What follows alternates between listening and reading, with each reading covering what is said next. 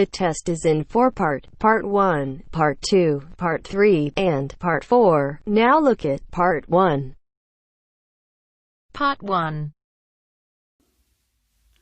You'll hear a mother, Shirley, talking to Kate, an admissions officer at a school. First, you'll have some time to look at questions 1 to 3.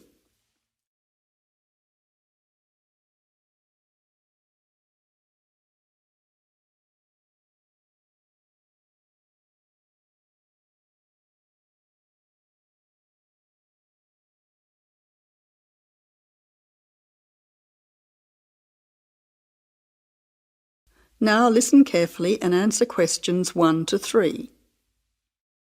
Good morning, you must be Shirley Peters. My name's Kate. Yes, hello, I'm Shirley Peters. Nice to meet you. You have a 10 o'clock appointment with us. That's right. I'm supposed to go to the admissions office. Is that here? Yes, it is. Please take a seat as I have several forms for you to fill in to enable you to enrol your son at this school. We have a form for your name, address and so on, one for the health of your son, and one for him to choose extra subjects to join in. Thank you. Now, firstly, this form is just so we have a record of your son's personal details. Can you fill it in for me? Yes, I'll do that now. Can I just check the details with you? Your son's first name is John. No, that's his middle name after his father, Richard John. My son's name is Colwyn. Can you please spell it Colwyn, not Colwyn, as some people do? Yes, I'll make a note of that. And how old is Colwyn? I've put down that he's entering year 6, so therefore he's 11 years old, turning 12 this year. So at the moment, he's 11. Yes, correct. You now have some time to look at questions 4 to 10.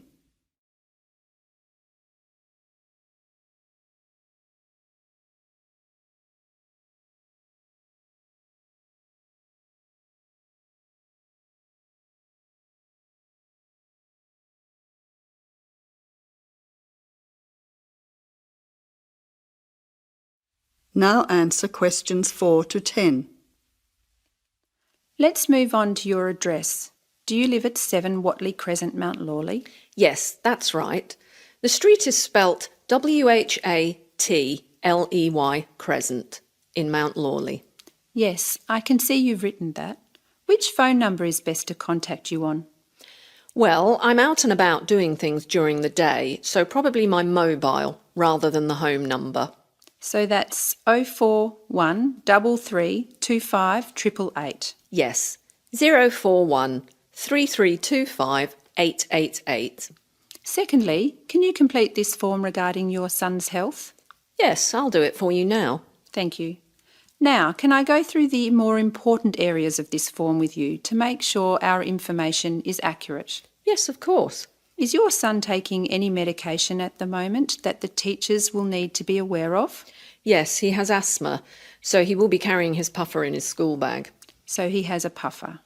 Is he allergic to anything? Yes, peanuts. Actually, he should avoid all types of nuts.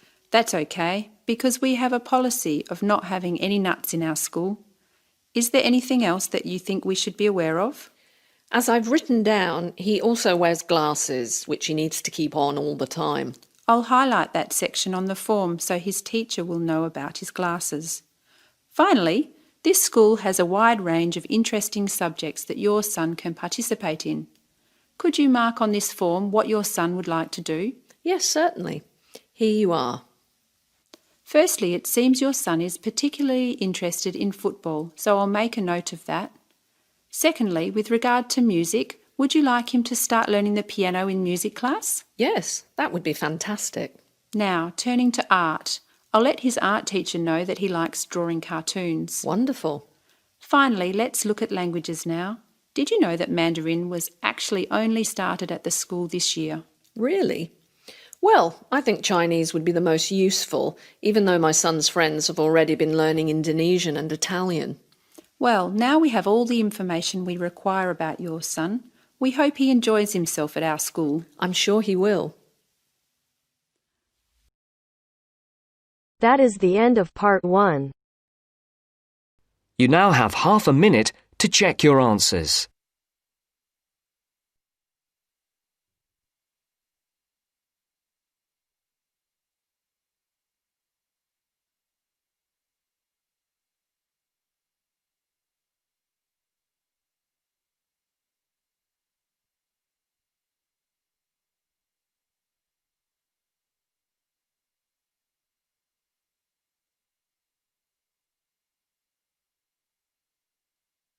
Now turns to Part 2.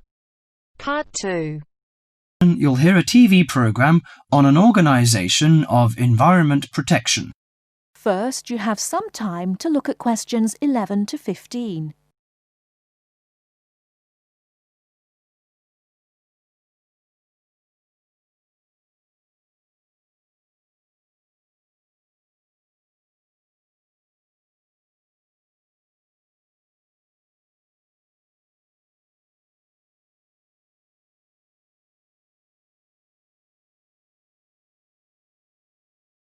Now, listen carefully and answer questions 11 to 15. Today in our studio is Sue Gent, a staff member of Clean Up Australia. Thank you, Tony.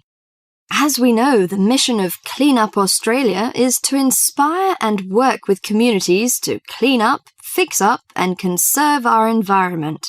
Now, we are launching Say No to Plastic Bags campaign. The focus is to enable shoppers and retailers to reduce the number of plastic bags handed out at checkouts. How much do you know about plastic bags? Plastic is a recyclable resource. They are manufactured from non-renewable resources like oil and gas. The embodied petroleum energy contained in 8.7 checkout bags is enough to drive a car 1 kilometre.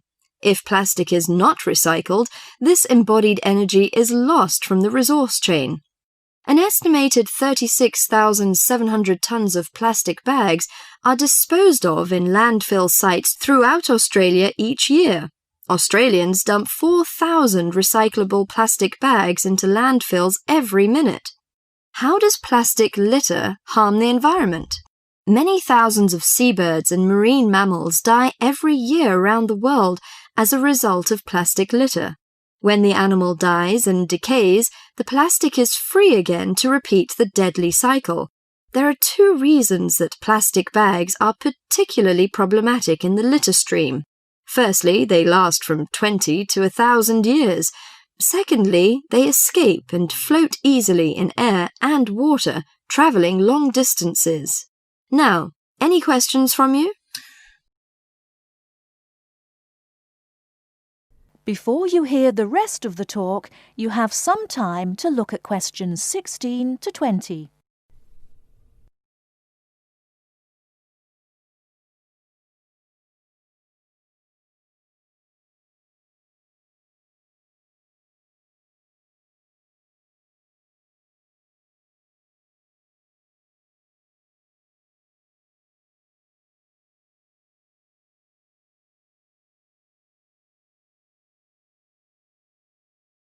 Now listen and answer questions 16 to 20.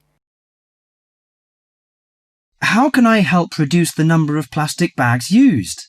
In addition to saying no to plastic bags at supermarkets, you can help reduce plastic bags at convenience stores and takeaway food shops. These retailers account for 47% of single-use plastic shopping bags. You can help in the following ways. For example, you can keep a reusable bag in your car or handbag to use for unexpected purchases. Besides, if you have placed a big order at a takeaway store, ask for the food to be packed in a cardboard box that can later be recycled. Could you tell me where I can recycle my plastic bags? Well, most larger supermarkets and local Stockland shopping centres have recycling facilities available. Remember to turn bags inside out and remove any receipts and food scraps before recycling. Contamination can cause problems in production and prevent recycled plastic from being used. What happens to recycled plastic bags? Plastic bags are recycled to make garden furniture, garden sleepers, flower pots, and new plastic bags. Should I use biodegradable plastic bags? A biodegradable product is one that breaks down safely, by biological means, into the raw materials of nature and disappears into the environment. There is currently no Australian standard for biodegradable plastic bags. This means there is no guarantee that bags will completely break down, as claimed by their manufacturer. Until an Australian standard has been developed and these bags have been tested, Clean Up Australia cannot recommend using plastic bags that claim to be biodegradable. Overall, do our best to refuse, reduce, and reuse plastic bags whenever possible. If you throw plastic bags away, tie them in a knot. This limits the chance that they'll blow out of a bin or blow away in landfills. By following a few simple steps, we can stop plastic bags from blocking our drains and creeks, injuring our precious marine life, and harming our wildlife. That is the end of part 2. You now have half a minute to check your answers.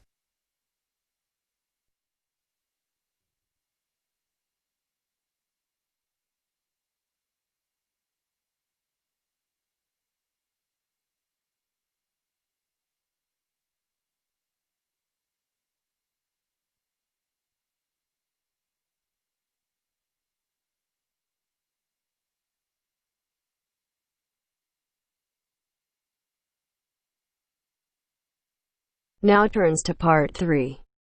Part 3. You will hear a talk given by Kate Tomalin on the history of technology. First, look at questions 21 to 23.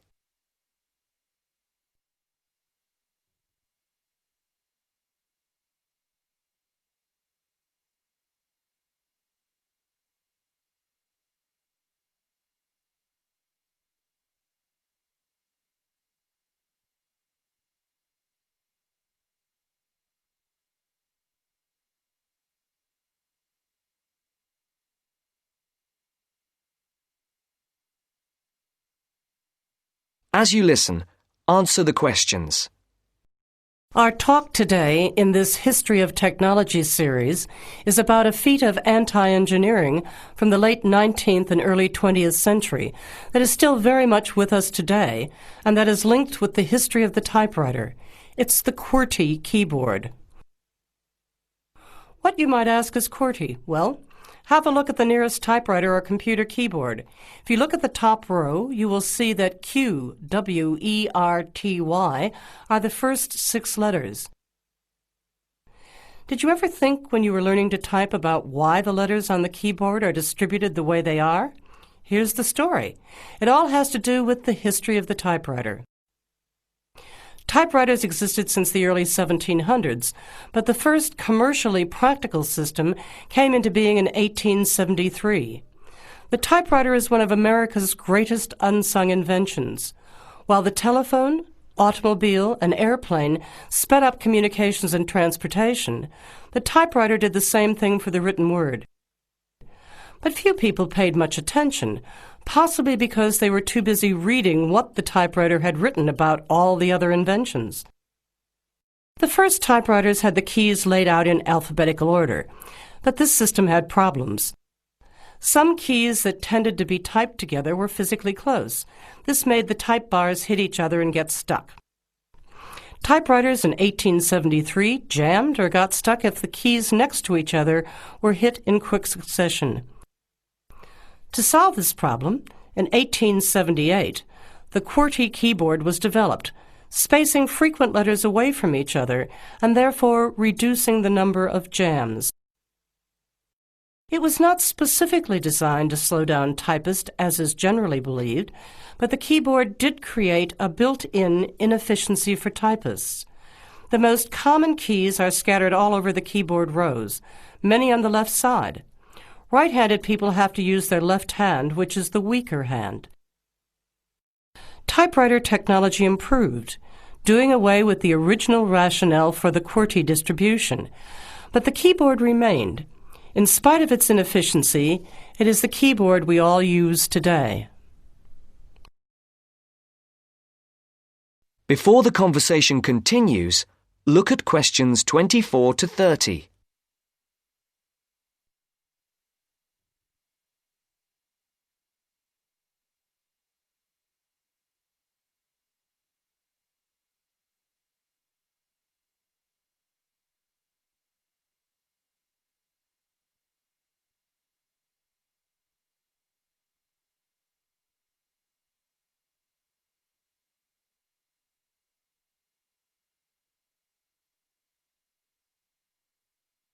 Now listen to the second part of the discussion. Already back in 1932, there was a solution to the problem. Efficiency expert August Dvorak came up with a new keyboard layout. His home row consisted of A, O, E, U, I, D, H, T, N, S, which includes all of the vowels as well as the most commonly used letters. On this keyboard, over 3,000 words can be typed using only the home row. In fact, 70% of all the work can be done on the home row, 22% on the row above, and 8% on the row below. The QWERTY keyboard allows only about 50 words to be typed without reaching for other rows. In addition, on Dvorak's keyboard, the right hand handles 56% of the workload and the left handles 44%, just about the opposite of the division of the QWERTY keyboard. This is an advantage for most right-handers. The Dvorak keyboard increased accuracy in typing by almost 50% and speed by 15 to 20%. How much labor did this Dvorak layout save? In one study, a group of typists was evaluated in the use of both keyboards. Those using the Dvorak keyboard moved their fingers just about 1 mile on an average day, while those who used the QWERTY keyboard moved their fingers an average of 12 to 20 miles. The superiority of the Dvorak keyboard was clearly established. However, it has never been adopted as the keyboard of choice. Why? First of all, bad luck and bad timing on the part of the Dvorak team. First, there was the Depression. Not a good time for introducing change. But the main factor that worked against the Dvorak system was habit. People were used to the QWERTY keyboard. Computers today could easily switch the arrangement of letters to the Dvorak layout, but it seemed that because of habit, the QWERTY layout remains dominant. People felt comfortable with the keyboard they learned on, so it was the established patterns of hundreds of millions of typists, manufacturers, typing teachers, and typewriter salespeople that have crushed all moves toward keyboard efficiency for over 70 years. It looks like QWERTY keyboard may be with us for a long time yet. That is the end of part 3. You now have half a minute to check your answers.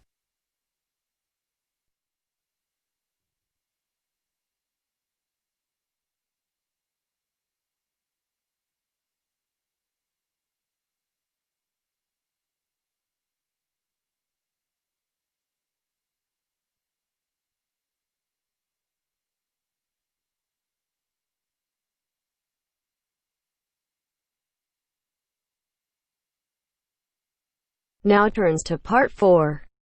Part 4. First, you have some time to look at questions 31 to 40.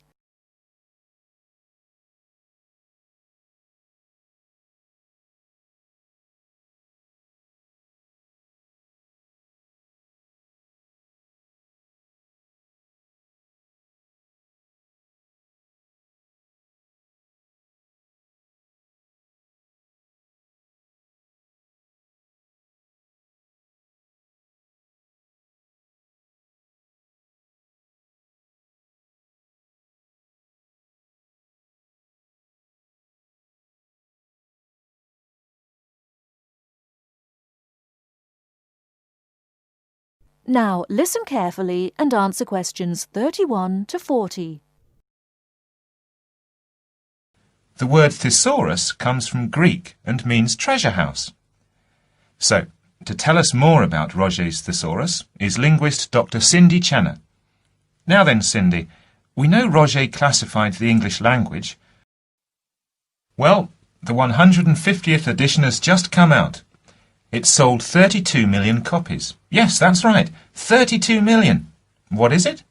Roget's thesaurus. Now, Roget's thesaurus is a type of dictionary in which words with similar meanings are grouped together. The word thesaurus comes from Greek and means treasure house. So, to tell us more about Roget's thesaurus is linguist Dr. Cindy Channer. Now then, Cindy, we know Roget classified the English language, but what do we know about the man himself? Well, Mr. Roget, or to give him his full name, Peter Mark Roget, was a very interesting man indeed. He grew up in London, he was French, and he spent his early life in a French community there. He later travelled all the way from London to Edinburgh to study medicine at the university there, and graduated when he was 19 years old, and he later went on to become a founder of Manchester Medical School. So his life focused around his career as a doctor? Well, actually, no. Roget had a very wide range of interests indeed. In fact, he was a writer and wrote about many topics such as bees, the kaleidoscope, and even perception and feeling in animals. And he was an inventor too. In fact, in 1814, he invented an early version of the slide rule. The slide rule? Yes, the device that can calculate numbers. Then 10 years later, he developed a prototype for the cine camera. And he also got involved in a range of different projects. For example, he became head of a commission investigating London's water supply, and he developed a method of water filtration through sand. And he was involved in the area of education. He was one of the founders of London University. And do you play chess by any chance, Mark? Yes, I do. Well, Roget invented the travelling chess set. So next time you're playing a game of chess on a train, you have Mr. Roget to thank. So, how did he actually find the time to classify the English language? Well, he only turned his full attention to the thesaurus when he retired, and that was when he was in his 70s. So what inspired him to write the thesaurus? Well, Roget believed that he should bring as much happiness and knowledge to the greatest number of people. So, during his career as a doctor, he gave free treatment to patients who couldn't afford to pay. We also know that he set up a clinic to help poor people to recover from operations and serious illnesses. Basically, he wrote the thesaurus to help people learn. He aimed to help those who needed practice in writing. He believed that writing skills would help people become more independent and lead happier lives. How popular is the thesaurus today? Well, it was first published in 1852 and it has never been out of print since. In fact, the book has become more popular with each edition that comes out. The invention of the crossword puzzle in 1913 certainly helped to increase the sales figures, though. I think the main reason why it is so popular is that it's thematic. So you can come across words that you've never even thought of when you began looking for the word in the first place. Thanks, Cindy. Now join us again after this short break, when I'll be talking to Derek Spode, chairperson of East Anglian News. That is the end of part 4. You now have half a minute to check your answers.